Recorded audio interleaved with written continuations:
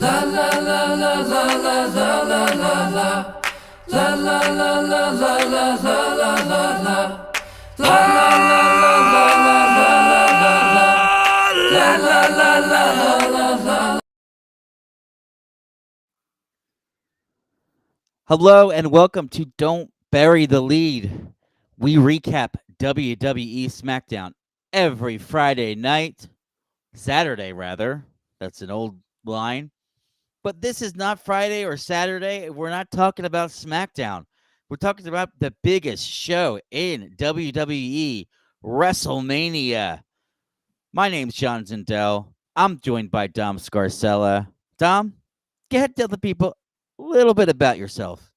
It was a big weekend of wrestling, and we needed a couple of days to let it all digest, but I think we're ready. I think we're ready to recap WrestleMania. And without further ado, John, don't bury the lead. What's our top story from WrestleMania 41?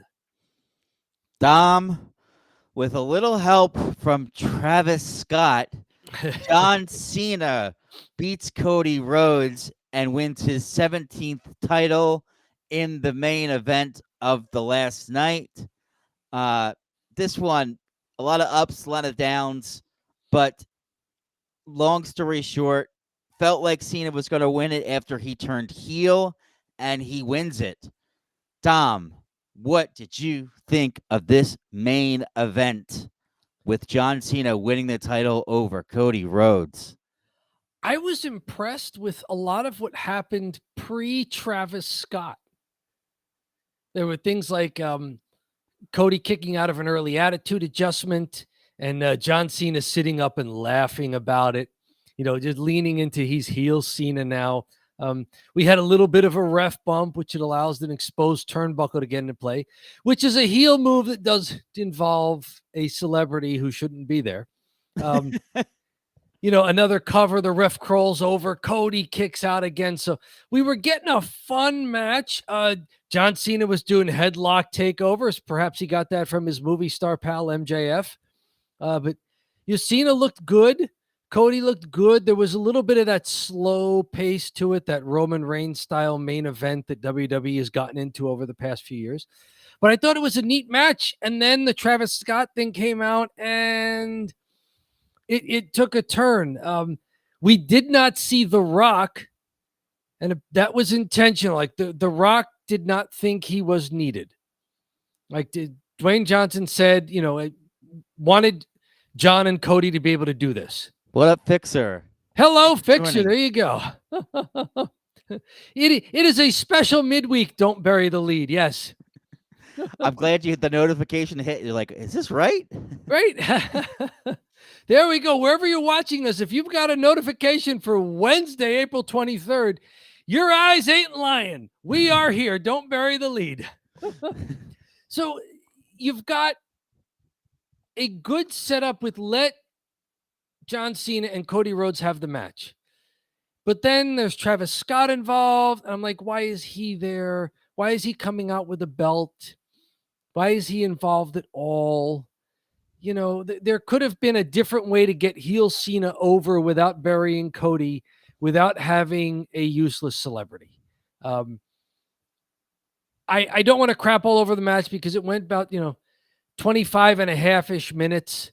It was really the tale of two matches almost, right? That's what I'm trying to say in way too many words. Like Travis Scott comes out and I write Travis Scott's music hit and he walks out. I hate this.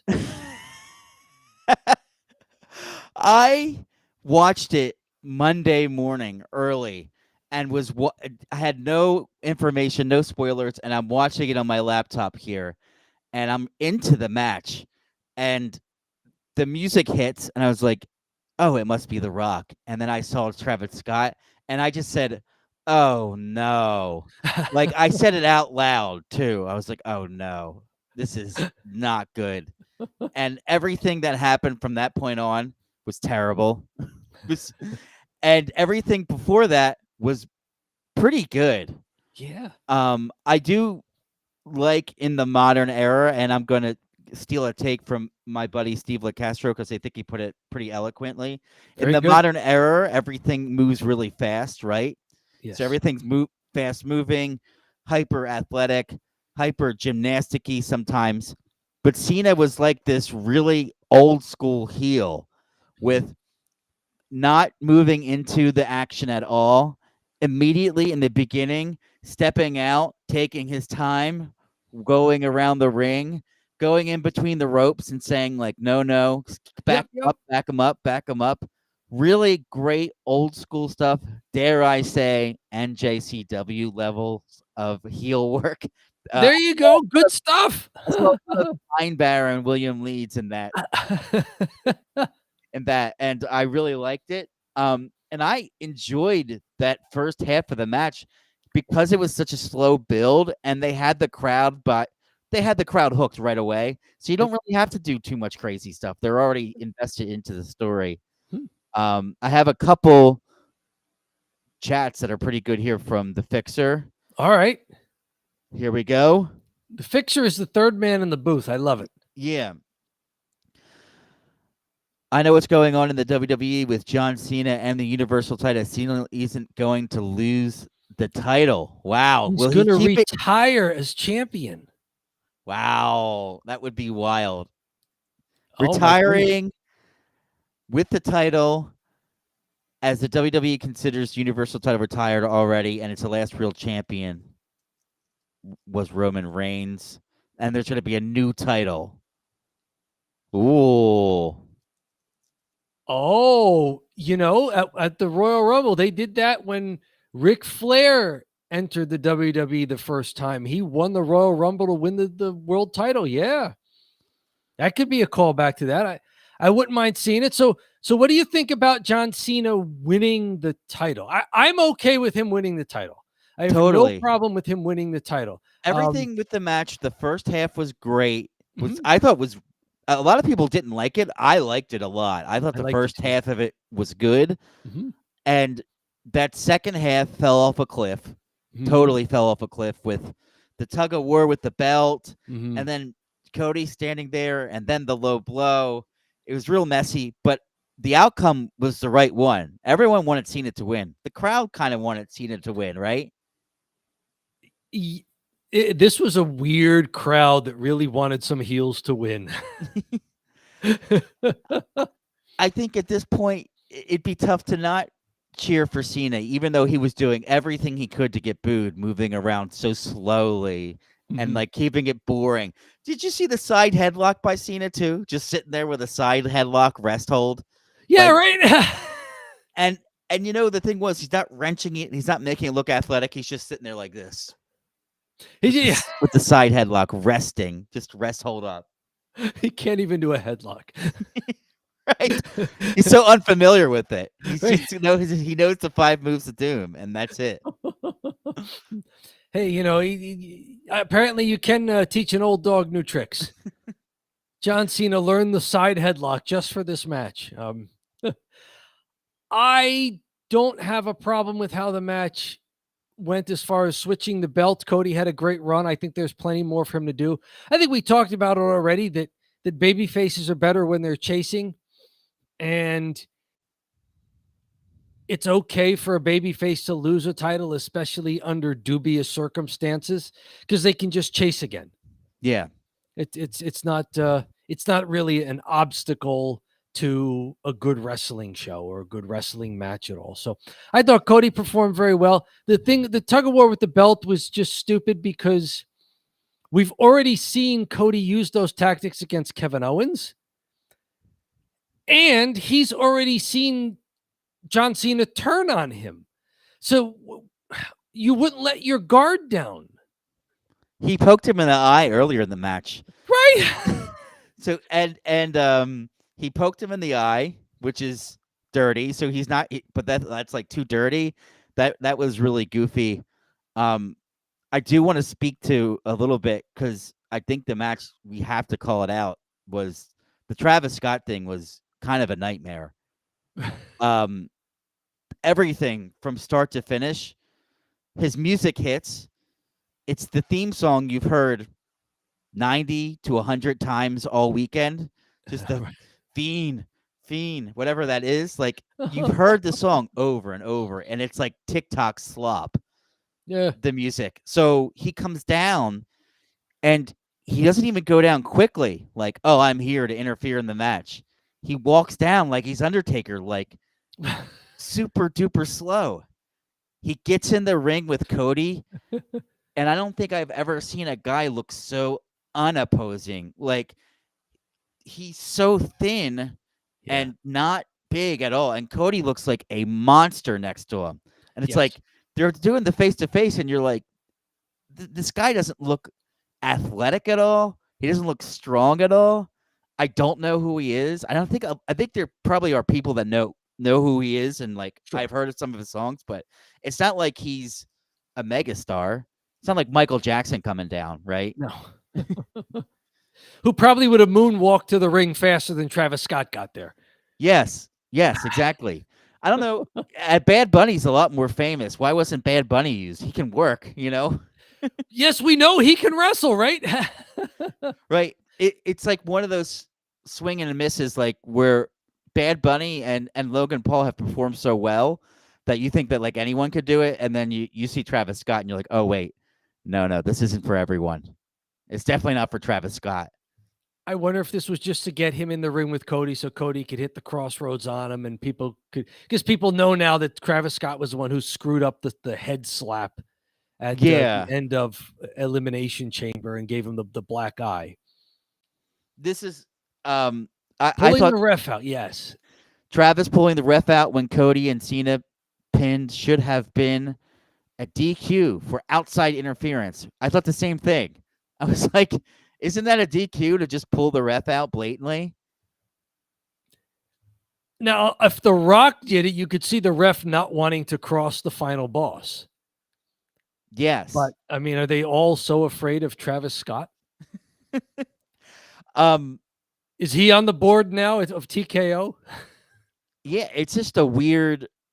It was a weird, awkward transition for a mega main event with Cena turning heel.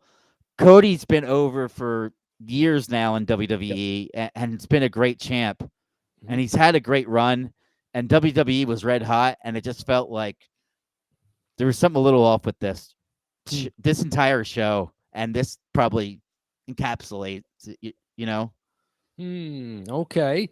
You mentioned this entire show. It sounds like you've got more things to talk about here. Yeah. We can maybe anything else you want to talk about with Cody Rhodes and Cody Rhodes, John Cena winning the title, Travis Scott with interference. Anything else you want to mention? No, but we may have a little cheap heat involving John Cena.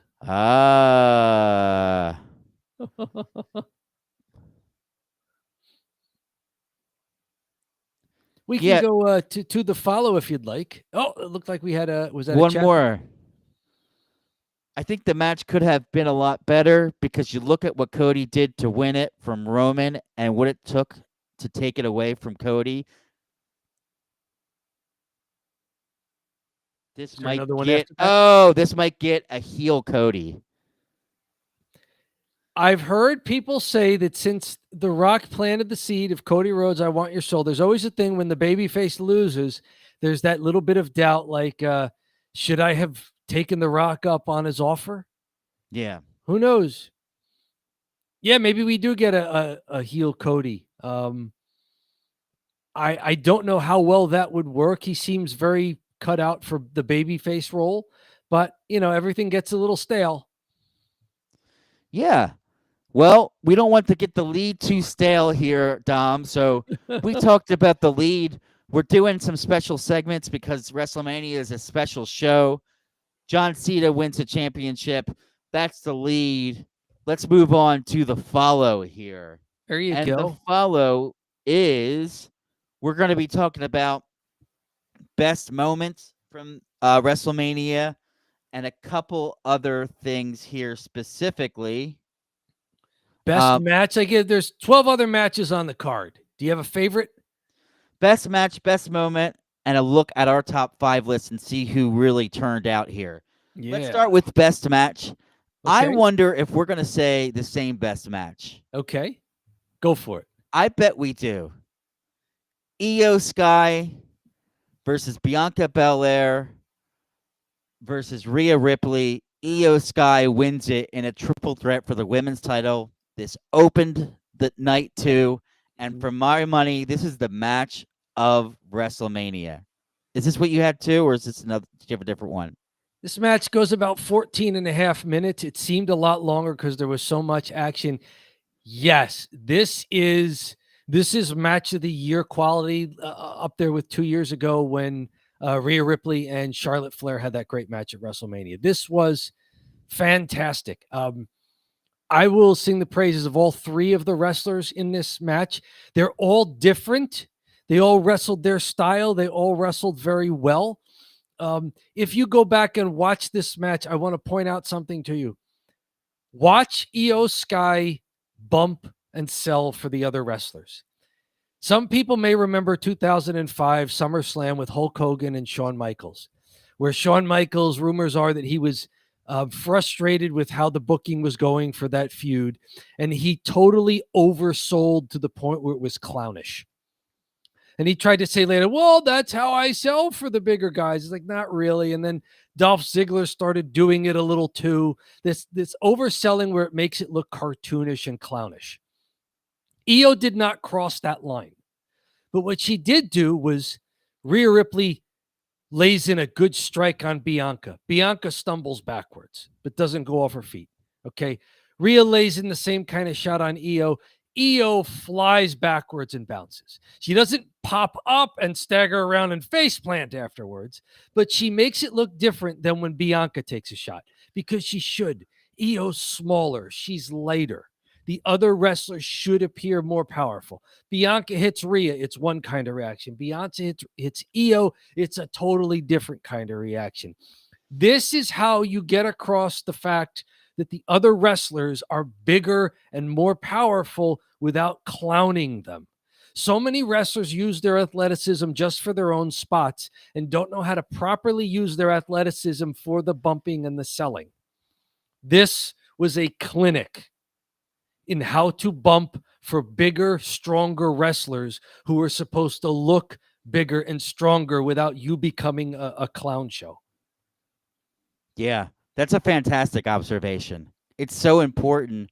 It's such a underrated aspect of wrestling is bumping and selling, especially when you have the 2 bigger wrestlers like that. Yes. Well, specifically, Rhea's huge. Yes. Bianca is bigger, but just a absolute freak of an athlete. Yes, college athlete, great athletes all around here. Yeah. Iyo wins it and gets a huge babyface pop. There were a few "this is awesome" chants during the match, which I'm okay with because all 3 of these were kind of babyface-ish. And in a triple threat with this much action, you could see people just appreciating the sequences and not really just a favorite wrestler. Another thing I wanted to call out is Bianca Belair.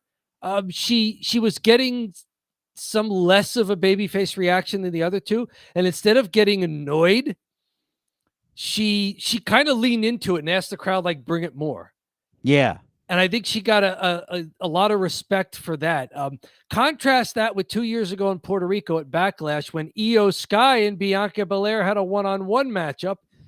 Bianca was champion back there, and the Puerto Rico crowd went nuts for Iyo this was a rare early singles match for Iyo. It was a great match, but Bianca seemed frustrated and confused by her opponent getting cheered when Bianca was supposed to be the babyface. So a lot of growth in those 2 years for Bianca, understanding how to react to the crowd and not be startled by them.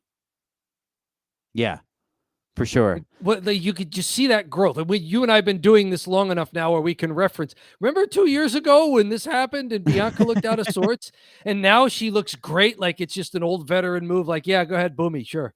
Yeah, no, she definitely rolled with the punches there.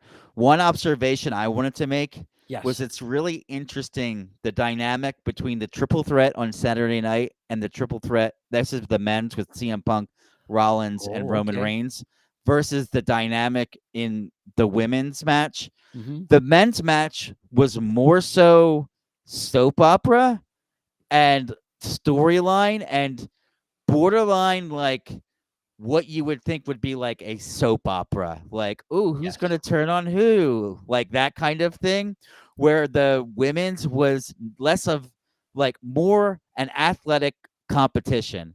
Like it Yes. felt, and it really had a realism to it, and it felt like a Yes. sport. Whereas the Saturday night was a little hokey or soap opera-y, which is Mhm. interesting because you would think the women would do the opposite. The women would be more soap opera-y, and the men would be the athletes. But in this situation, they've actually swapped roles. It's a triple threat match, and I guess that means there's maybe no DQ. Did the women at all go for weapons or chairs or anything? I don't remember. I think they just wrestled for 14 and a half minutes at an extremely breakneck pace. Mm-hmm. There was Yeah, I no know. manager involved, no turns, no chairs, no tables, no low blows. No, and they were moving fast, but not too fast, right? Yep. It wasn't like they were. Sometimes you watch some of the luchador stuff, and it's super duper fast, and you're like, you can't even keep up with it. So our best match is we agreed: Iyo Skye, Bianca Belair, Rhea Ripley. Can't say enough about Iyo Skye, especially. I think you called out her skill level very early on, and I was like, who's Iyo Skye? Like, I was mixing her up with Dakota Kai a little bit. Their names are similar. Yes. She was like down on the bottom card, control. mid card, yeah, in damage control. And eventually, she has really climbed ever since that Puerto Rico match, and has really proven herself. Got a couple comments I'm here. surprised that Io's transitioned so well to singles wrestling. Like, she seemed to be the perfect tag team wrestler. Extremely athletic, fast paced, can move in and out, tags here, tags there, can get the hot tag, can do whatever, can double team. I'm actually surprised that she's turned into a top of the card singles wrestler. It shows how well she's. I think the Bianca Belair match in Backlash in Puerto Rico 2023 was a big step for her. I also think her match early in her first title reign against Asuka, who they probably know each other from Japan. And I would not be surprised to find out that Asuka was like raising her hand backstage. Let me put her over and have a great match with her. That was like a coming out party for Iyo as well. Yeah. And, all this time later, she's turned into an excellent, she gets the ring psychology a little. She knows how to do offense and defense. She's as athletic as anybody. And I'm pleasantly surprised that she's taken this well to singles wrestling. It doesn't feel like she's a charity case getting the belt. No, at this point, she's a top star. She's getting like up into the upper echelon of like Liv Morgan, where like she can have the belt. She's been at the top, and she's done well there. One more comment here from the Fixer: Rhea Ripley and Bianca Belair are pretty good friends out of the ring, and they make it look effortless. Yeah, I didn't know that either, but I'd imagine that they all kind of have to become pretty friendly with each other of being on the road. They at least have really good chemistry. And the other thing is with Iyo winning this and the way she did, Bianca whipped Rhea Ripley with her hair braid, then hit a kiss of death. She made the cover, but Iyo, who had been knocked out on the top turnbuckle with her head against the ring post, recovered and hit a moonsault to pin Bianca, moonsaulted onto Bianca, who was covering Rhea, and winds up pinning Bianca for the move here. I had a long paragraph written down about this sequence. It's the second best sequence of the entire weekend, topped only by the sequence that preceded it. Nice. Where like Bianca speared Iyo, then hit the top turn 450 splash onto Iyo. It was broken up by Rhea, who then hit a riptide on Bianca, who kicked out at 2.5, right into Iyo, escaping the riptide for a DDT. Rhea kicked out of that, but then lifted her onto the second turnbuckle to try for a super riptide. Iyo countered with this underhook. It was almost a hip toss, but it wasn't set up that way where the person's charging out. It was this really cool underhook move. Flipped her onto the mat. Iyo hit the moonsault. Rhea got the feet up. Iyo moonsaults head first onto Rhea's feet. And then this is what I mean by bouncing so well. She went staggering boom onto the mat, back up right into a kiss of death for Bianca. And it was barely broken up by Rhea. And it was one of those things that the crowd just didn't know what the last thing was going to be. And then finally all three of them were just down, and it was great work by all three. The ring positioning was impeccable, and the timing was there for everybody to be in the right spot at the right time. Like, that's got to be so difficult to do. Mm-hmm. And whether it's because they're like Bianca and Rhea, if they are friends outside and actually go over this stuff, and whatever it is, I think they've each worked with each other enough now where there's that professional trust there. So it was just brilliant. Yeah. Both of us having the same match of the night meant that we could talk about it for twice as long. No, that's fantastic, Dom. They're really good observations by you within this match. And I just sort of had that comparison between the triple threat. So we just did the best match of the night. How about best moment? How about you start this time? What's your best moment? My best moment. So I'm in the grocery store yesterday and I'm looking around for, deals, things that are on sales, whatnot. And in my head, I'm singing to myself, I believe in Joe Hendry. I believe in Joe Hendry. What a fantastic moment. He winds up getting squashed in like 3.5 minutes by Randy Orton. But what a tremendous moment. We were all wondering, if Randy Orton has a match, who's it going to be? Joe Hendry out of nowhere. Not only did I think it was a great moment for Joe Hendry, even though he lost and then got, an extra RKO after the match for his troubles. WWE folks and folks from around wrestling were promoting the heck out of this as well. I've got a screen share going right now. WrestleZone.com had a good compilation of tweets here. WWE loved this. They gave this a huge say his name and he appears at WrestleMania. There's Joe Hendry. The crowd is popping. Enough of them are singing his song. So, WrestleMania gets a reputation for being the pay-per-view for non-wrestling fans. There were enough people in this crowd who are hardcore wrestling fans that they knew the TNA champion, not even a WWE guy, the TNA champion's theme song, and we're popping like crazy for this. They're waving. They're going to do the hand wave with Joe Hendry. Great footage here. Triple H retweeted it. The man with 3 H's loved it. TNA, of course, loved this. They retweeted it. Joe gave the I just wrestled Randy Orton at WrestleMania. Somebody jumped in and said, and nobody cared. I am glad this clown here got ratioed on his tweet because I cared, John. I cared. Right. Chris Bay cared. Amanda Huber, John Huber's widow, that's the former Brody Lee. She was there in attendance. Apparently, her son correctly guessed that it was going to be Joe Hendry, and they're all going nuts while they're in attendance here. Matt Hardy gave a good shout out for this. Best moment of WrestleMania. And I know it wasn't for a great match or anything like that. I know it wasn't for a title belt or a storyline that's even going to continue.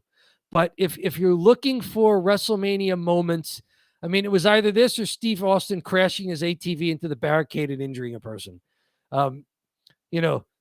This is the complete opposite of that. This was a great feel-good moment.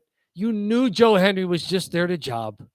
But what a moment with his entrance, the reaction the crowd gave him, and even the respect that Randy Orton showed him. Yeah. Like as he's coming to the ring, Randy Orton's giving him sort of the nod and the head fake, gives him a little props when he's in the ring with him. And even post-match, after Randy hits the RKO, Randy does Joe Hendry's move, where he turns away from the hard camera and then quickly spins around spokesmodel style, but with the Randy Orton pose instead of the Hendry pose. So for a 3.5 minute match, just to get Randy Orton in the record books for his 20th WrestleMania or whatever, this could not have been more entertaining. And just a great moment for Joe Henry. I'm happy for a guy getting his spot here. Yeah, totally. Very cool. I like your moment. Mine is a little bit more simple. And Sure. even though We can stop the share, then you can flip us up to the side is also if you want. Sure. Instead of in the corner. Because when we do cheap heat, We'll be back. yeah, we'll be back there. So very good. Yes, your best moment. So my best moment, even though I did not like the end of the match, or I should say parts of the match, it's got to be Cena winning the 17th title as Okay. the heel. Delete Travis Scott from the match.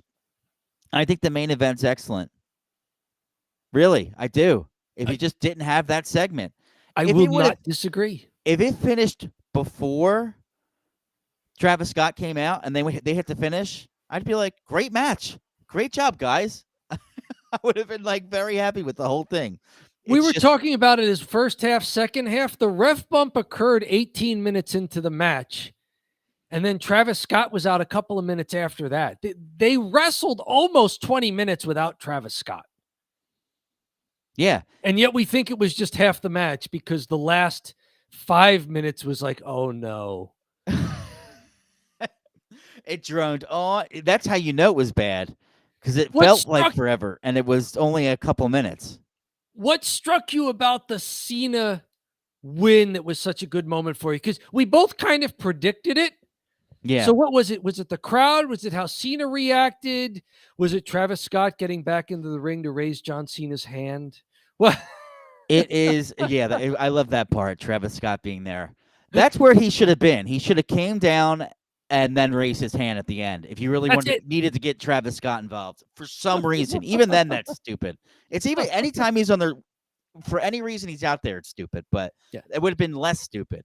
For me, it was because I really have a lot of respect for Cena turning heel and winning the title and making a creative decision that's been far overdue. And I know he didn't want to do it, but he's doing it for the better of the company and, quite frankly, his legacy, because he can't.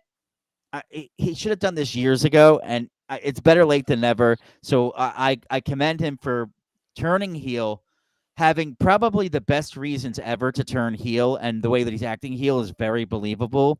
Calling the crowd fickle, it's both a hilarious thing, but also he's on to something with them, right?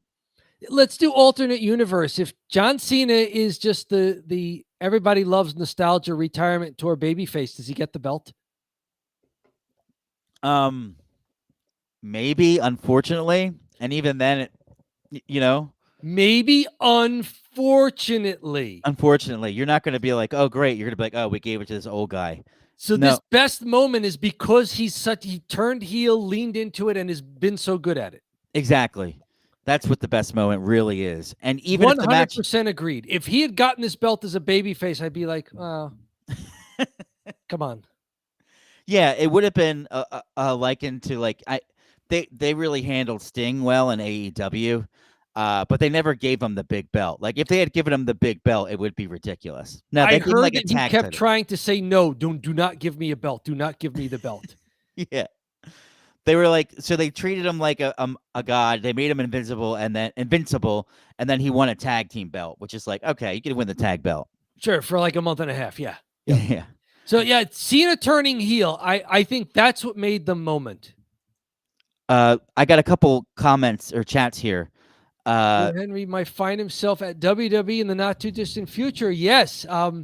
Randy called him out after the match in an interview. Oh, very good. I did not see the press conferences, the post WrestleMania press conferences. That's very good. I've also heard that Joe Henry has maybe less than a year on his deal at TNA. And so, I mean, like they did with Jordan Grace. Hello, Sinan. Joe Henry's coming over. Who is there? Is it Sinan? Sinan, very good. Thank you. And hello to you as well on a special Wednesday. On a special Wednesday, Sinan, hang in there. We're talking WrestleMania.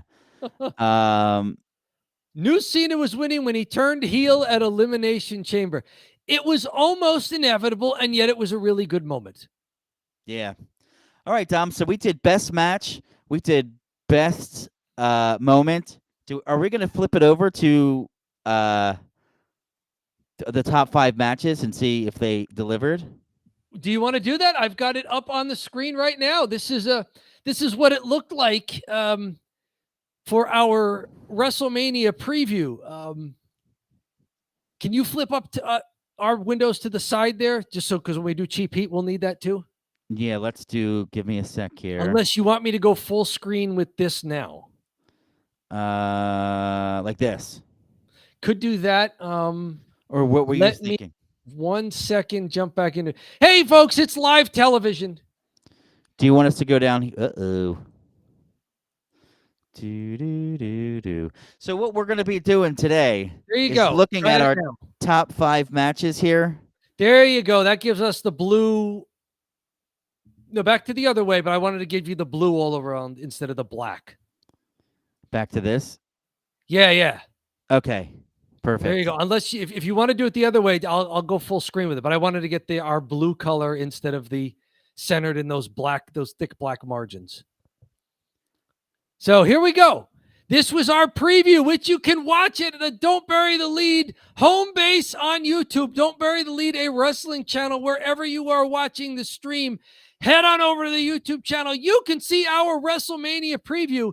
Here is the very end of it. This is all that we went through previewing the top 5 matches we wanted to watch. These were our lists. Here's your list, John. Number 1, you had Cody Rhodes versus John Cena, Gunther versus Jey Uso, LA Knight versus Jacob Fatu, Iyo Skye, Rhea Ripley, Bianca Belair, the triple threat, and Jade Cargill versus Naomi. Did each of your matches deliver as far as you watched them and said, yeah, I wanted to watch this and I'm glad I did? Let's start with number 1, and I'm going to do the thumbs up or thumbs down. Oh, for each of them. Okay, very good. Yeah, let's do Cody Rhodes versus John Cena. Okay. Click the Cody Rhodes versus John Cena. Down. I thought the match was fantastic. Why am I giving it down? Travis Scott completely ruined everything. It was such a good match heading into it. Had he not been involved, it's easily a thumbs up. It's probably the second best match on night 1 or night 2. I would put it at the second best match. And instead, Travis Scott ruined everything. So Travis Scott ruined everything. I did not think it was a good match. I'm glad with the outcome. Hopefully moving forward, Cena continues his excellent heel run and continues to wrestle as he was wrestling before Travis Scott had to be forced into this to ruin my WrestleMania. But yeah, how about it's on your list as well. What did you think? Thumbs up or thumbs down? This is the match I would, in retrospect, take off the board as well, simply because when I think of a match I want to watch, it means I actually want to watch the match. The way this one turned out, I think I could have just read the result. Yeah, right. You would have known that Cena John won. Cena wins after low blowing Cody Rhodes after a ref bump with Travis Scott out there, and I probably would have went, oh boy. Mm-hmm. I'm glad I didn't see that. Yeah. So yeah, it's a big moment at the end, but it's not hypocritical and it's not, a cognitive dissonance to say the end was the best moment, but I didn't need to see the match to get the moment. Yeah. Maybe we could start with your number 1 here too. Sure. We'll go back and forth. LA Knight versus Jacob Fatu. Did this deliver for you? Yes, it did. This match went about 10 and a half minutes, and there was as much action in this match as Cody Rhodes, John Cena. This is the type of match that you need on premium live events because not everything can go 15 to 20 minutes. Mm-hmm. You need a match that's just so well wrestled with 2 guys who really know what they're doing, 2 real pros who can get out of there with a great match in 10 minutes, give or take a couple. This was a great match. I'm very glad I saw it. Jacob Fatu wound up winning. He's the new U.S. champ. Great spots in the match. I won't go through them now since we're kind of lightning rounding it. But yes, this was on my board, and I'm glad I saw this match. I'll give it a thumbs up too. LA Knight versus Jacob Fatu. LA Knight made Jacob Fatu look like a human. by actually beating him up and taking him down. It was a Yes. good match overall. Nice slugfest between two bigger dudes. Yep. Jacob Fatu gets the win. I don't even really mind. I would like to see LA Knight get out of the U.S. title picture and more into the upper echelon. I think he deserves it. I'm hoping Worked for that's Gunther last WrestleMania, right? yeah, right. Lost the IC belt to Sami Zayn, and he was able to move up into the next round. So maybe that's in store. Yeah, great match. Worth watching for you. Yeah, for sure. Very good. Absolutely. You've got Gunther, and I did not have this one on the board. Did you think this held up as a match to watch? So here's the deal with this match. Okay. It's probably a little high on this list from what I projected it. I don't think it was the second best match of the night. Okay. It was still acceptable. It was still pretty good. I like the finish with Jey Uso choking out Gunther because that's just perfect, like a tap out of the heel. I thought the match was pretty good. It's probably a little high, but I'm gonna go ahead and give it a thumbs up, but barely thumbs up. So yeah, so it delivered. You were looking forward to it, and you're glad you saw it. Yeah, it's not nearly as high. I put it a little too high on my list, but if it probably fits around number 5. But still a thumbs up on my end. We both called this match of the night. When I was making this list, I was really worried about the triple threat format. And so I was hedging whether or not to put this on my list. And I finally said, these 3 wrestlers, how could I not want to watch this match? And I'm glad I put it on my list. It was match of the night. The just real quick here, this comment from Fixer. Going to be honest, I did say it was going to be a WrestleMania for the heels overall, with the exception of Jey Uso. Yeah, a lot of heels. Logan Paul wins. You've got Jacob Fatu winning the title. You have John Cena winning a title. Yeah. You got some problems though. Jacob Fatu's tweener. Yeah, now he's tweener. We'll get to it. Dominic Mysterio got a huge cheer when he won. Oh man, yeah. Tiffany Stratton won to keep her belt. So I think WWE did a good job of balancing heels and faces and not getting to the end of the night and going, well, like when you're taking a multiple choice test and you're like, I've filled out too many answer B in a row. The next one can't be B. I'll tell you what, though, WWE typically does all faces win in WrestleMania, all heels win in SummerSlam, and it looks like they've changed that up. They have a nice little mix now. It is. It's a very good mix. This match basically was 3 baby faces. Yeah. So, it's of course the baby face wins it. Yeah. This right now is the match of the year. Anything else that's going to be match of the year by the end of 2025 has to top Iyo Skye retaining versus Rhea Ripley and Bianca Belair at the triple threat. We already sung this match's praises. I gave it a thumbs up. I have it only at 4. You have it at 2, so you nailed this one. I really think you pulled this one up at 2, and I was good enough to put it on 4 over the men's triple threat, and I was right. Yes. How about another one that was maybe surprising that you and I had? It was a non-title match that we each had on our board.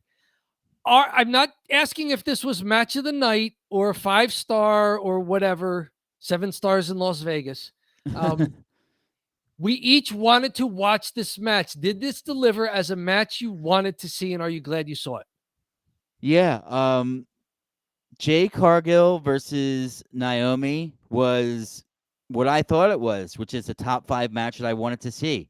I gave it a thumbs up. I think it's a good spot, quite frankly, too. I think it's good at the number 5.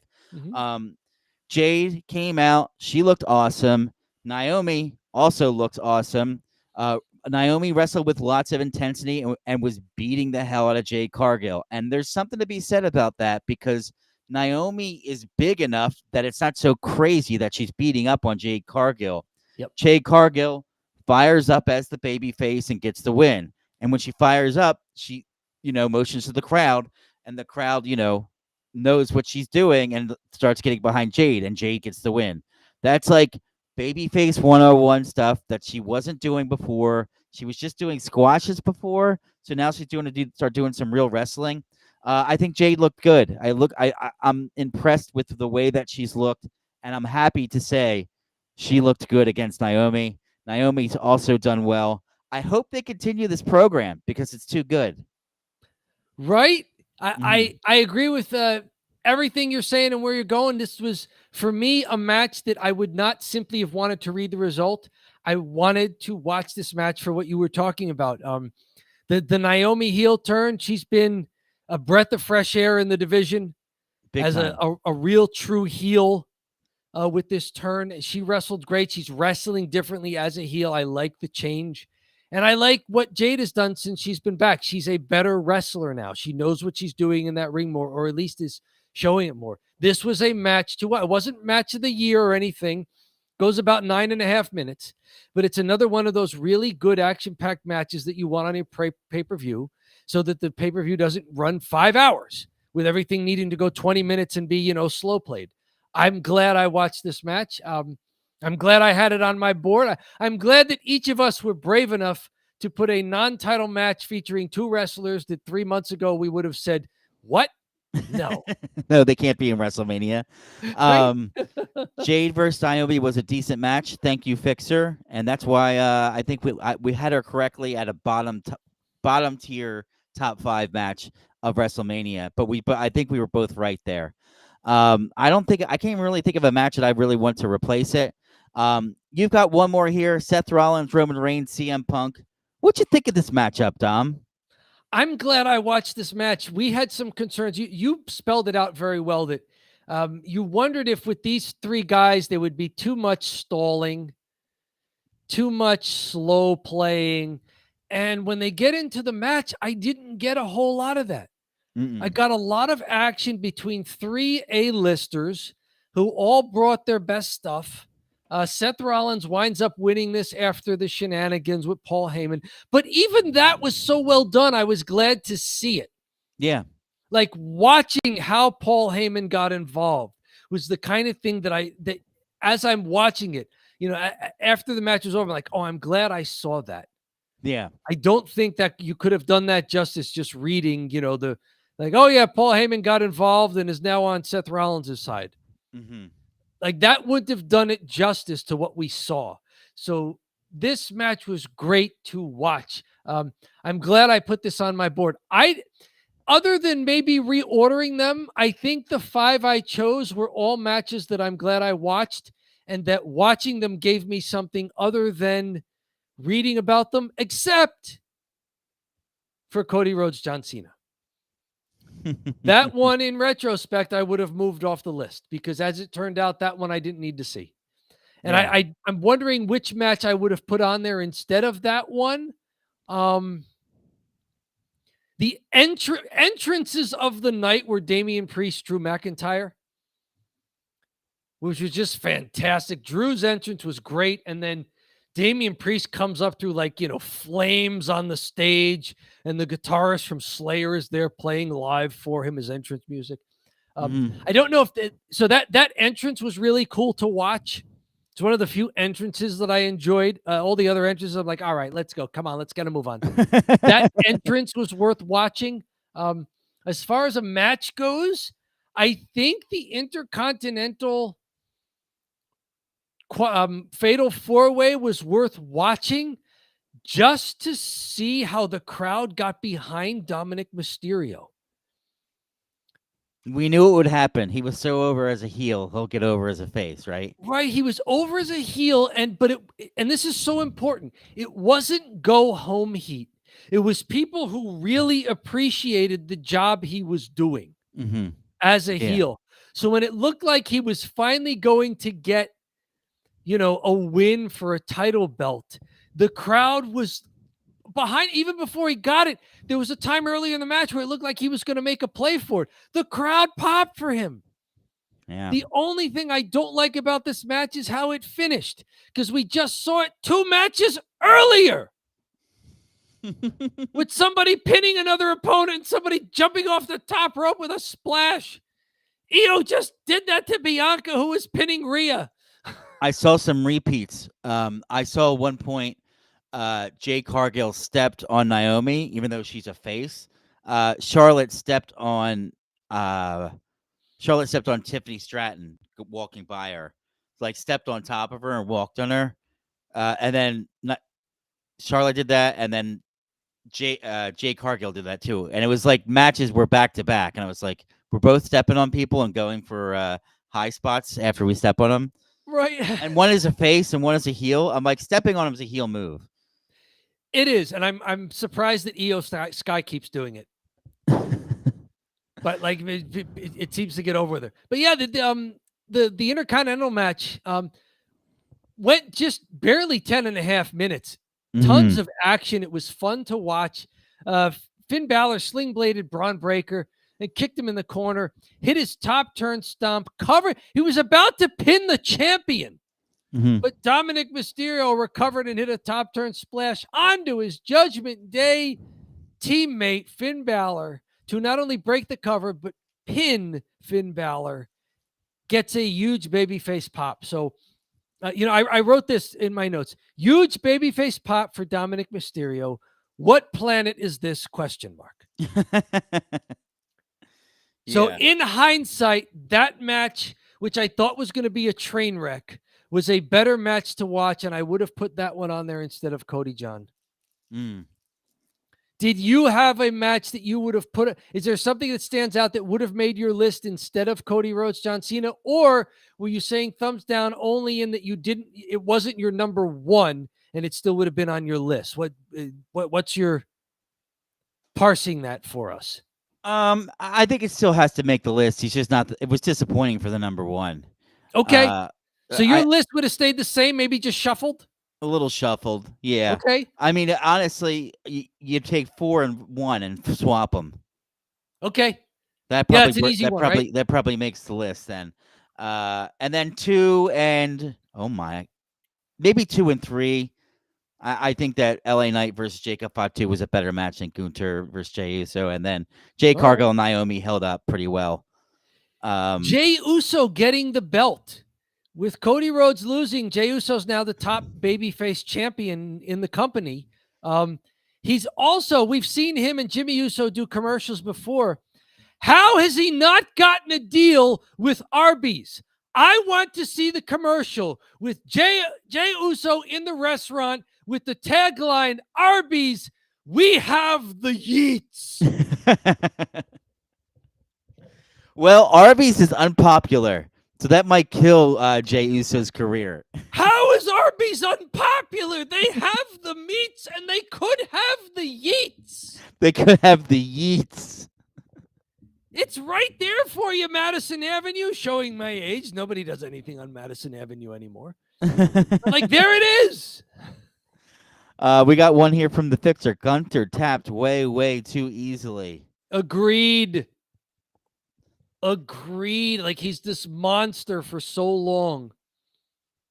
He should have been really fighting it. Really fighting it. And then tapped. He could have rolled and almost broken the hold, and that's when Jey Uso, like, shifts his weight and, like, now has him totally on his back in the sleeper. And at that point, Gunther is, fading and taps.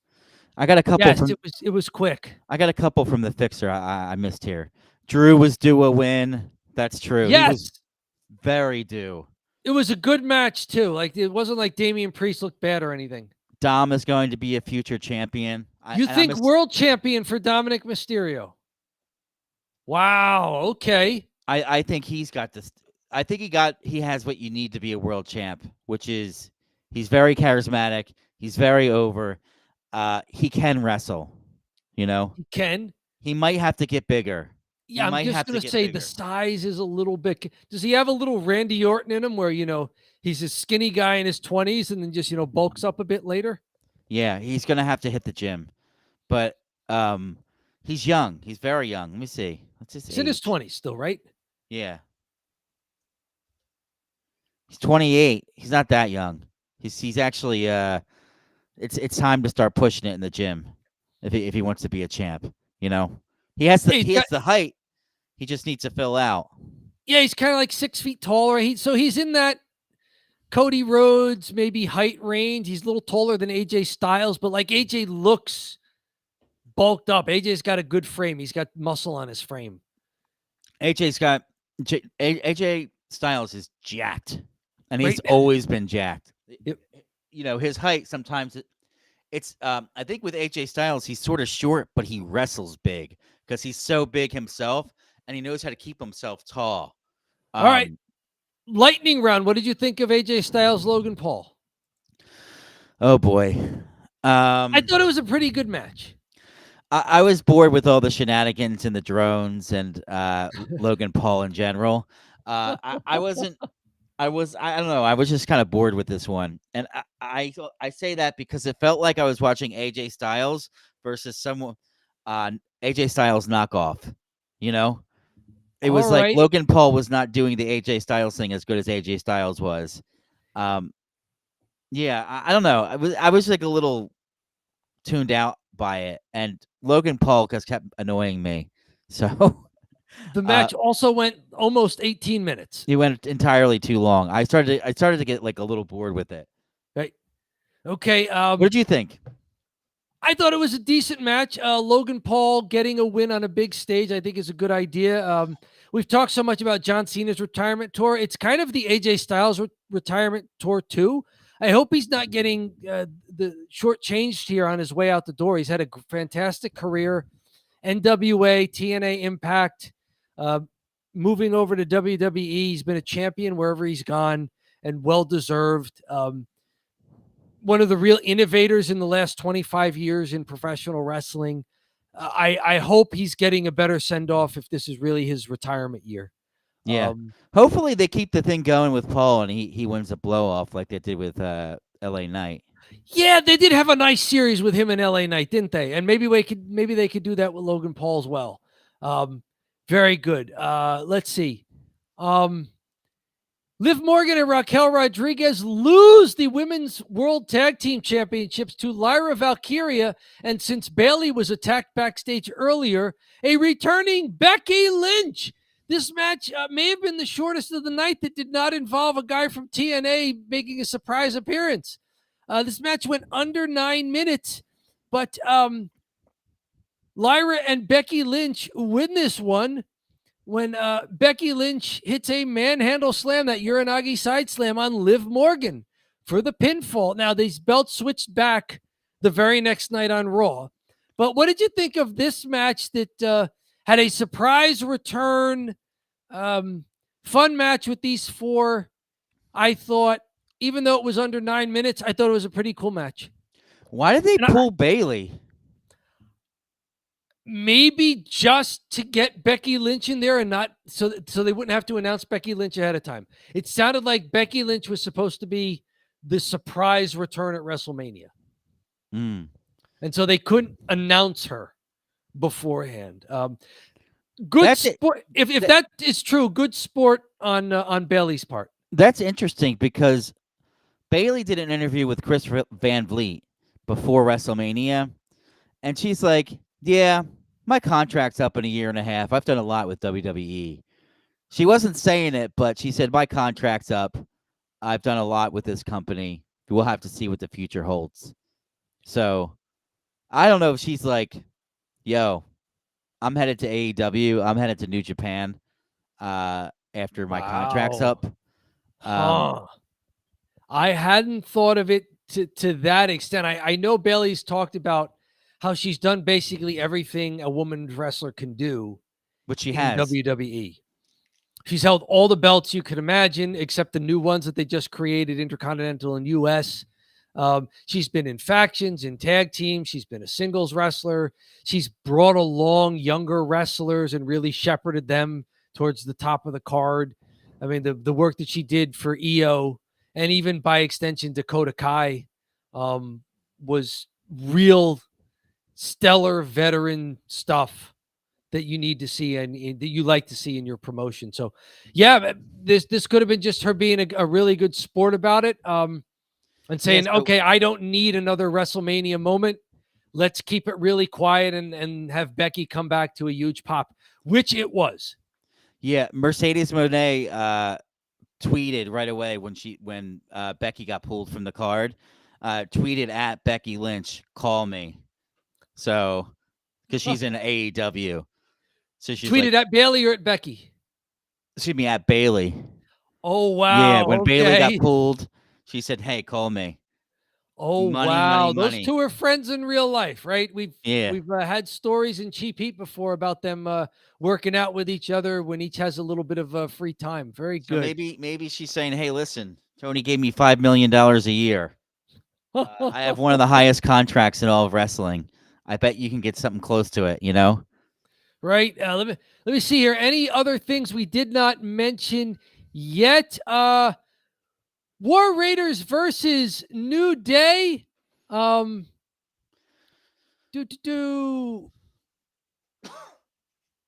the New Day gets a good heel run here. Xavier pins Ivar as Kofi Kingston holds Ivar's foot from the floor so that Ivar couldn't kick out there. So New Day heel run with the tag team titles here. This was a decent match, went almost 10 minutes, but it was the kind of thing that could have been the main event of Raw. Mm-hmm. I'm glad that they all got their WrestleMania moments, especially the War Raiders. New Day's been there before, but okay. I'm not going to say it shouldn't have been on the card, but it could have been the main event of Raw. Hey, Tom, you think it's almost drive time? It is almost drive time. I'm looking to see if there's any lightning round we didn't. Rey Fenix versus El Grande Americano went about 8 minutes. Was Rey Fenix a late substitution for Rey Mysterio?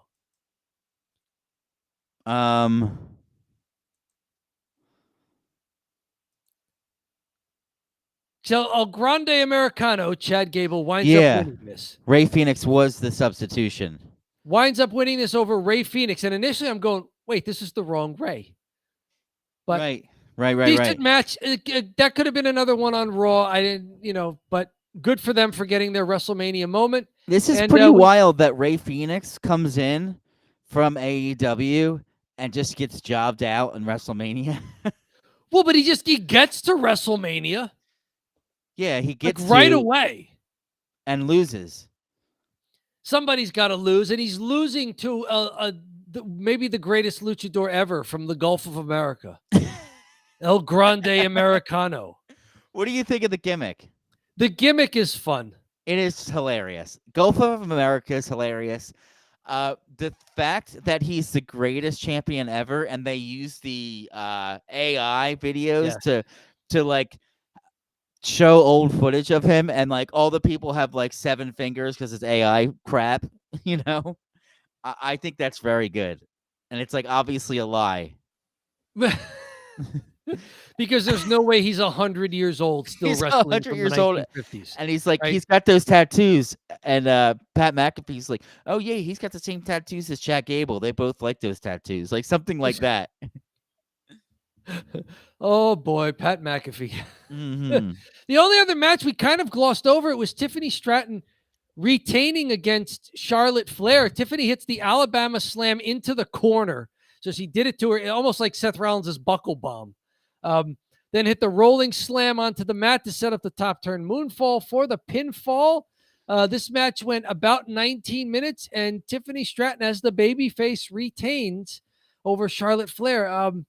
Good match, not as good as Charlotte Rhea, but I mean, nothing is going to be as good as Charlotte Rhea from 2 years ago, I don't think. Yeah, I thought it was a good match. The only things, there were some sloppy spots, like sloppy stuff that was happening between Charlotte and Tiffany. But at the end of the day, they got where they needed to be, and I like the match. It's very physical, which is always good. They were throwing some potatoes, so throwing the potatoes, very physical. And I think, and I'll even bring this up, I think when there's matches like that, and they're just semi-botches, but they're getting the moves through, makes it look real realistic sometimes when it's not like so clean. Yeah, as long as there's not like an injury involved where it looks like really bad and someone obviously screwed up. Yeah, like the slam lands in a weird spot, or it's like, okay, well, she slammed her, whatever, Right? Yeah, we can move on. So this was a good one. We got let's see. This is probably a better one. Both Rey Fenix and Penta got their WrestleMania debut at the same WrestleMania after just a few months in WWE. That's not a coincidence. No. Yeah, right. And they're both kind of new here. They haven't been brought in as a tag team, but they each got a singles WrestleMania appearance. Wow, that's pretty good. It's a different age of WWE than when it used to be during, the end of the Monday Night Wars, where, if you came over from the other guys, you were going to get squashed. Every wrestler they bring over from AEW, they make a point to push them. I think that started with Cody, right? Yeah. With Cody Rhodes. Cody Rhodes, CM Punk, Jade Cargill. My God, they have babied her like nuts. I don't think she's been pinned yet. Has she? Yes, but there was some shenanigans on SmackDown. It was the really good match we liked with Liv Morgan. Okay, and she got pinned. She took the Oblivion and got pinned. Yeah, but it was because a little bit of interference, distraction on the outside. Yeah. She hasn't lost clean. No. Yeah. It's been more than a year. Yeah. Yeah, she's been in the company for almost 2 years. In September is 2 years. So yeah, that's completely nuts. Yep. And what have we been working with is can she? We don't even know she can wrestle. All right, so I think that's it, John. Are we doing the drive time too, or? Yeah, do you want to give a thumbs up or a thumbs down overall to WrestleMania here? Sure, let's do it. It's a possibility, isn't it? All right, it is time for you and I to put a bow on this and to reduce everything we've seen into a simple thumbs up or a thumbs down. There are no ties. There are also no star ratings, no letter grades, no number grades. WrestleMania 41, you are taking this course, pass, fail. Dom, we're not Dave Meltzer. We don't do 7-star ratings, although I'm sure he's got a couple 2-star ratings for this WrestleMania. We don't do 7-star ratings. We don't do 2 stars at the WrestleMania. 1.5 star for John Cena versus Cody Rhodes, which I probably would give 1.5 stars too. Me and Dave probably agree on that one. We don't give 7 stars to the Tokyo Dome matches. We don't do stars. No. We just give a thumbs up, thumbs down. Ready? Are you ready? 3, 2, 1. I liked it. 2 thumbs up. Dom, why'd you give this a thumbs up? I think it delivered, and the only match that I didn't think delivered, it still was a WrestleMania match that had a great moment at the end. And the stuff that I thought could have been the main event of Raw, they didn't let it go too long. So it's not like they put the wrong stuff and tried to shove it down our throats. Yeah. Like the stuff that you expected to shine for the most part shined, and everything else filled in where it needed to. A good blend. Not everybody can be the lead guitarist and get a raucous solo at the rock concert. Sometimes you got to play bass, you got to play rhythm, you got to stay in the pocket and hold down the beat for everybody else. Feels I like think it was a good 2-night show. What say you? Feels like you could have crammed this into one night and had a great show, but instead we kind of drug it out and had a lot of mid matches, a lot of okay matches. And having said that, I was going to go thumbs down, and I was thinking thumbs down, but I thought, okay, just because the Cody Cena match didn't turn out the way I liked, the Iyo Skye match really saved it from a wrestling perspective. And then that kind of gave it the thumbs up. So I'm saying barely a thumbs up, but I was not impressed with this WrestleMania. I think you could have probably skipped a lot of it. We've seen 3 WrestleManias now during the don't bury the lead time span. You're saying this would have been third out of the 3 if you were ranking them? Yeah, definitely. Okay. Yeah, because some of these WrestleManias have crazy things. I got to see The Rock last year. That's amazing. Yeah. I got to see The Rock wrestle. Gunther versus Sami Zayn was better than Gunther versus Jey Uso. Even other stuff like that. We did a lot of that this year, didn't we? What's that? a lot of things like, AJ Styles, Logan Paul wasn't as good as AJ Styles, LA Knight the year before. Yeah. AJ Styles. Charlotte Tiffany Stratton wasn't as good as Charlotte Rhea. Yeah. Another great example. Gunther Jay wasn't as good as Gunther Sammy for a lesser belt. Yeah. Exactly. I think, even the triple threat at the end there, with all the stars, you have all the stars, but I don't know. It was good. That match was good, but it was like, it wasn't it wasn't great. It wasn't like this amazing main event. So I don't know. I try to stay positive, so I gave it a thumbs up, but I saw some holes here, and I'm hoping they can address some of them. Cody Cena wasn't as good as Cody Roman or Cody Roman. Yeah, and you know what? Cody Cena ends, and what's his face doesn't come down. Travis Scott, and maybe I have a different taste in my mouth, and I'm like, you know what? It was all good enough. Main event was great, and I give it an easy thumbs up. It's just That's a fair point, because you've spoken before about how a mediocre premium live event can be saved by the main event. So maybe the reverse holds true. Like, you've watched a pretty decent 2 nights of WrestleMania, and then Travis Scott walks down 20 minutes into the main event on Sunday night, and you're like, oh, it kills it. It kills it. And here's the thing.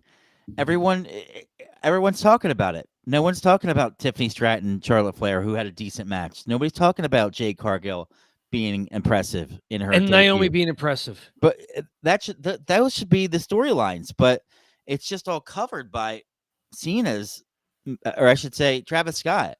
It's not Cena. Cena was kicking ass. So was Cody. Oh, oy vey. Yeah, right. Let's move on. That's the thumb drive. It's a thumbs up. It sounded like a thumbs down, but it's still a thumbs up. Let's move on to. It's a thumbs up with an asterisk and a footnote there for you. It's a, I don't think I've ever given a pay-per-view PLE, whatever they're called. I've ever given them a thumbs down, but yeah, let's burn through this, Dom. We got the cheap heat here. Not much cheap heat to go. All right, but there were 3 things for this short week that I thought we'd have fun with. First off, from Parade magazine, John Cena was on the Pat McAfee show, revealed that he got a hair transplant after fans ripped him to shreds over his bald spot. The wrestler called the commentary straight up bullying. This this is fantastic. To treat the genetic bald spot on his head. While he's not ready to show off the results just yet, I thought he looked pretty decent in the ring there. Cena felt no shame in talking about the procedure or its inciting incident, recalling seeing so many bald spot signs in the crowd at his matches. You guys ripped me to shreds for a genetic problem that I can't control. Hey, dude, you don't look good enough out there. This isn't cool. He continued, noting how unfair it was to have that surrounding him while he was focusing on trying to win, calling it straight up bullying. And we know what the WWE thinks of bullying, John. That is a no-no. Thank you for bullying me into surgical hair replacement. That's how far y'all pushed me. If this is going to be the John Cena title reign, then I'm all for it.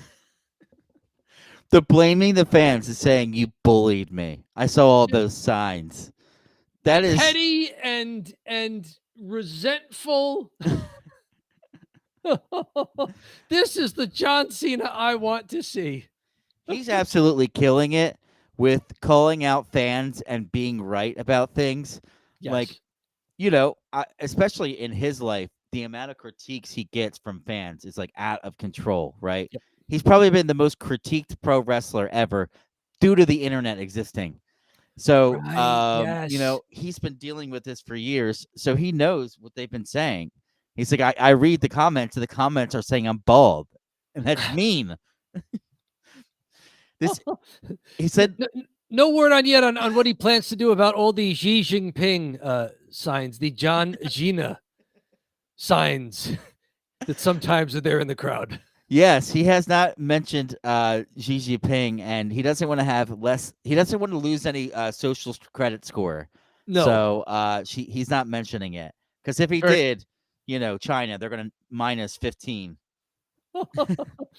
So this is John Cena. He's taking it to the streets. He's taking the character to the Pat McAfee show. Good work by John Cena. Up next, Logan Paul. Exploded plane door lawsuit dropped. Logan Paul's been vlogging recently, and one of them involved a plane door. The private plane was on the runway still, and the cabin was pressurizing too soon. So the flight crew was trying to unlock the door and couldn't do it. So Logan went over, and they were instructing Logan on how to do it. He, with his extra strength, he's a boxer and a pro wrestler and an MMA guy, got the door open. The pressurization made the door kind of explode as the pressure was released. The plane company was going to sue him for it until Logan Paul, they were filming everything for his reality vlog and were able to show that, hey, we were following the instructions of the flight crew. You're not going to win this lawsuit. So they dropped the lawsuit. What I found was most interesting, did you happen to watch the vlog? It was about 8 minutes long or so. No. It's from exactly 1 week ago. I watched it, and the most interesting part to me was not the plane thing, but they had backstage footage of Logan at a WWE event, probably the Raw that was preceding WrestleMania, or perhaps one even before that. And they've got him hanging out with some of the crew. And if it's not a work, he is the rudest coworker ever. He's like berating this camera operator because, hey man, the last time you were doing camera for me on my entrance, you weren't moving fast enough, and I almost walked into you. It's like this guy is walking backwards, carrying a camera, trying to make this freaking reality star stooge look good. And he's like, hey man, you got to get out of the way or walk faster. I wonder if that's a work or a shoot. That's interesting. It's got to be a role, even though Logan Paul keeps saying, like, oh, this is real. This is everything is real here. Like, it's got to be like he's like, the camera operator's name is Stu, and he's like, I heard your last name is Pid. Stupid. Oh, it's a work then. He wouldn't call him stupid. Oh my God, that joke is so bad too. Jesus. Ugh. No, you know what? It's as bad as a knockoff Lunchable. Yeah, that joke is so bad. Stu, I heard your last name was Pid. This guy's 27. It sounds like a 12-year-old. Right? Is Logan Paul, is he the new Vince McMahon where his entire life is both a work and a shoot? And he's got a strange sense of humor. Yeah, I love it. So that's it. Logan Paul, who did win his match at WrestleMania, is vlogging about exploding plane doors and calling camera operators who are just doing their freaking jobs trying to make him look good stupid for not walking fast enough backwards. How very Logan Paul it was. We've mentioned other wrestling promotions. How about AEW? We've mentioned AEW. MJF, Maxwell Jacob Friedman. This was from just about a week ago. What Nitro was able to achieve changed wrestling, referencing the WCW Monday night show that really was the Monday Night Wars. This was it. WWF back then had Monday Night Raw. And then when WCW launched Monday Nitro, it was on. MJF say, I'm proud of the fact that like Nitro, but longer, Dynamite has managed to give both fans from an entertainment standpoint and professional wrestlers from a fiscal standpoint and alternative.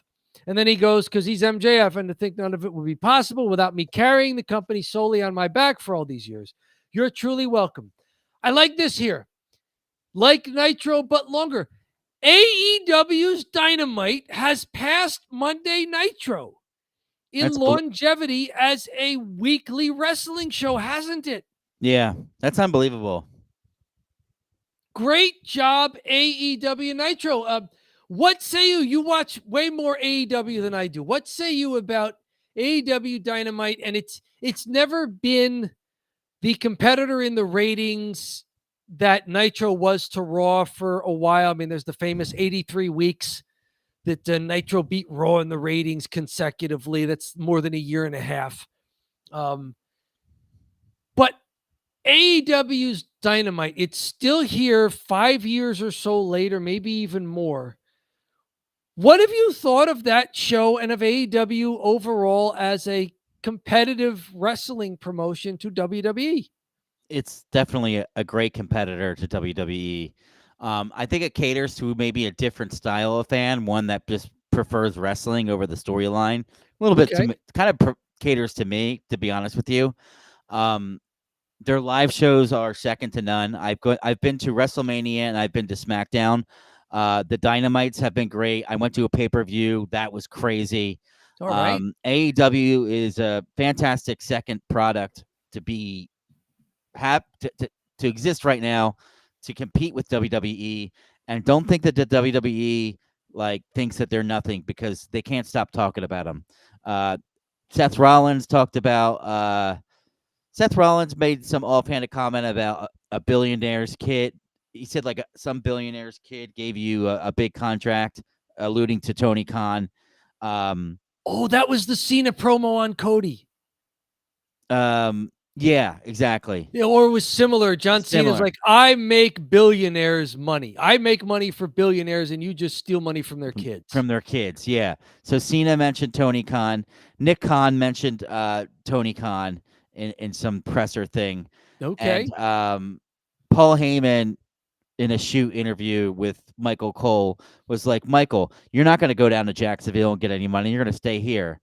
So here's the thing. For people that think AEW is dying, WWE can't shut up about them. So right. I don't think that they're dying. I think that they're a legit number two, and they're definitely on their radar.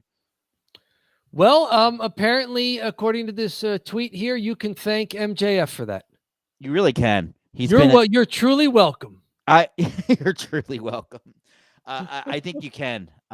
He's been a huge part of that whole company. He's the best heel in the business. He's some people would say he's a little stale now. If he went to the WWE, he'd be the best heel, no questions asked. Oh, although with John Cena, that's going to be a tough person to challenge. We've seen them before together out on the movie premieres. Oh, John boy. Cena and MJF together out there. So yeah, it's once MJF wins another title in AEW, has a reign that ends, he'll be in WWE. Once he does everything he needs to do, he'll be in WWE at some point. It's probably years down the road, but he'll make it there. And perhaps Bayley will be in AEW if she answers her tweet from Sasha Banks there from Mercedes Moné. Yeah, that's what we want. We want people to do everything that they can and then switch companies. At least that's what I like to see. It gives people a fresh start sometimes. Yeah, absolutely. It was good for Ricochet. Great for Ricochet. And it's been great for Jade Cargill so far, you know? Yep. Took a while, but yeah, it's better for her here now. Mm-hmm. Yeah, I like it too. Even though I don't get to watch a lot of AEW, just clips here and there. This is a great comment from the Fixer. WWE began to stagnate without any competition. So exactly, and people were saying that. Mm-hmm. People were saying that during the WWE years. It now that you don't have any competition anymore, even your TV ratings are plummeting. Yeah. One more. Logan Paul is a 50-50 work, and if he plays off the way that with the crowd treats Logan, even though Logan doesn't care either way. So Logan Paul, it's basically who he is. You're saying? Yeah, I mean it's a shooting to work. His whole life is a shooting to work. So, yeah, the Monday Night Wars thing is, between Nitro and Raw, they were drawing like a 10 rating, and so when WWF back then won the Monday Night Wars and the Turner got bought out by whatever it was, Time Warner, and they didn't want wrestling on their prime time anymore. And that was the end of WCW, depending on how you tell the story or who you hear tell it. Yeah, really. It's not like suddenly Raw was getting all of those viewers for, tens of millions. No. It's not like they were pulling a 10 rating.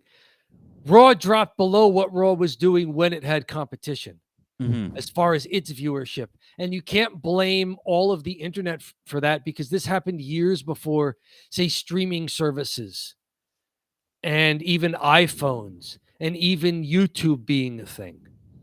Mm-hmm. So I don't think you can blame it on that. It's competition makes for better products. It also is the kind of thing where if somebody gets bored with one of the companies, they have another company to try, and maybe that at least keeps them interested. In wrestling in general. Yeah, I And can it watch keeps them on the AEW. radar, and maybe you flip the channel every now and then, or you watch the other thing and say, maybe I'll check in with it.